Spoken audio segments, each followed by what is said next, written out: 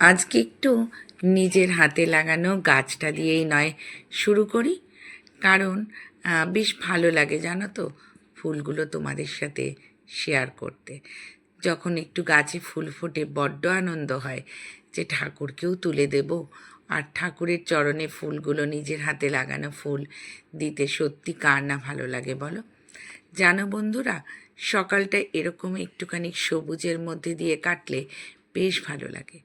আর এটা দেখো, একটা কালারিং নয়নতারা ফুল, কিন্তু বেশ বড় বড় হয় জানো। ছোট্ট ছিল গাছটা যখন আমি লাগিয়েছিলাম, এখন না বেশ অনেকটা বড় হয়ে গেছে। তারপর ওই যে বলি, নিজের সাথে একটু সময় কাটানো, নিজেকে তো একটু ভালো রাখতেই হবে না বলো, তা না হলে অন্যদেরকে ভালো রাখবো কী করে। আর জানো তো, তোমাদের কমেন্টসগুলো যখন পাই প্রত্যেক দিনের ব্লগে, তখন যে কি ভালো লাগে।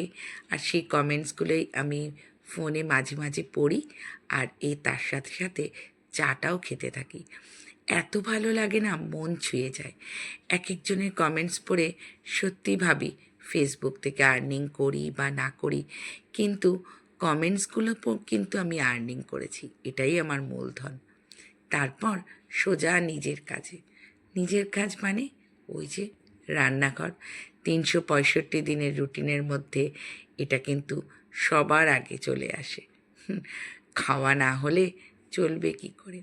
একটু বাঁধাকপি করছিলাম, তাই ভাবলাম সব কিছুই যখন একটু ভাগ করি, বাঁধাকপিটা রান্না করতে করতে একটুখানি ভিডিও করি, আর তোমাদের সাথেও একটু গল্প করা যাবে। আসলে খুঁজতে থাকি কোন অংশটা তুলে রাখবো তোমাদের জন্য, তাহলে সেটাই তোমাদের সাথে ভাগ করব। আর তারপর গল্প। যে কথাগুলো বলছিলাম, যারা আমাকে সুন্দর সুন্দর কমেন্টস দাও তাদেরকে অসংখ্য অসংখ্য ধন্যবাদ। বিশ্বাস করো, আমি মন থেকে তোমাদেরকে ধন্যবাদ দিলাম। ধন্যবাদও হয়তো তোমাদের জন্য কম। তারপর একটু বেরিয়ে পড়েছিলাম, আসলে একটুখানি ডাক্তারের উদ্দেশ্যে বেরিয়েছি। তাই মা আর ছেলে টোটোয় বসে একটু ভিডিওই করে নিলাম, ভাবলাম এটাও তোমাদের সাথে তুলে ধরবো। আসি তাহলে। দেখো, সকাল মানেই নিজের সাথে যে একটু সময় কাটাবো সেটা আর হয়ে ওঠে না।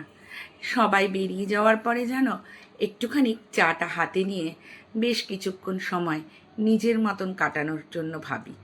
ভাবাটাই সার, কারণ পরে অনেক কিছু বাকি থেকে যায়। একটু বেশি সময় দাঁড়ালেই পেছনে আবার তাড়া থাকে। তারই মাঝখানে আমার যে ছোট ছোট গাছগুলো, সেই গাছগুলোতে একটু জল দেওয়া, একটু খুঁড়ে দেওয়া, তারপর একটুখানি ওদের সাথেও সময় কাটাতে আমার বেশ ভালো লাগে। চা খাওয়ার প্রিয় জায়গার মধ্যে আমার এটাও একটা প্রিয় জায়গা, তোমরা এতদিনে জেনে গেছো। তারপরেই সংসারের কাজে ব্যস্ত। আর এই যে একটুখানি বিছানা তুলছি, বিছানা গোছানো।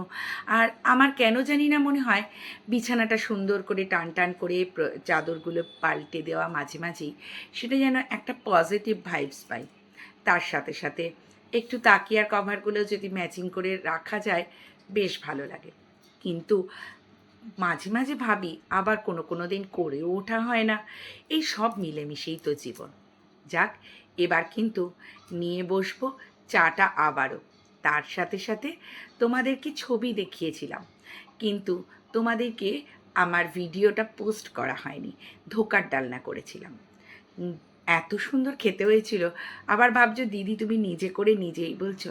না গো, সত্যিই বলছি, আমার এই পুরো রেসিপিটা আমার মায়ের মতন করে শেখা, মানে মায়ের থেকেই শেখা। যদি তোমাদের ভালো লাগে কোনো দিন আমি শেয়ার করব। আর তারপর একটু মাছ রান্না করে নিয়েছিলাম, একদম জ্যান্ত একটু চারা মাছ, আমার ছেলে আবার খায় না। তারপর সবজিও বিশেষ একটা ঘরে ছিল না। দেখো আমরা কেমন কুড়ে হয়ে যাচ্ছি, অনলাইনে সবজি নিয়ে আসি। তোমরা যারা কলকাতা মধ্যে থাকো, তারা যদি এই অ্যাপসটা ডাউনলোড করতে চাও আমাকে বলো, লিঙ্কটা আমি দিয়ে দেবো। আর যদি বুঝতে পারো আমি কোন অ্যাপসে আনিয়েছি, অবশ্যই নিয়ে এসো। এত সুন্দর করে সবজিগুলো পাঠায় না, কি বলবো। তোমাদেরকে দেখানোর চেষ্টা করলাম, প্রত্যেকটা প্যাকেট দেখো ফুটো ফুটো করা, এত সুন্দর কি বলবো, অসাধারণ লাগে। যাক, আজকে এইটুকুই, টাটা।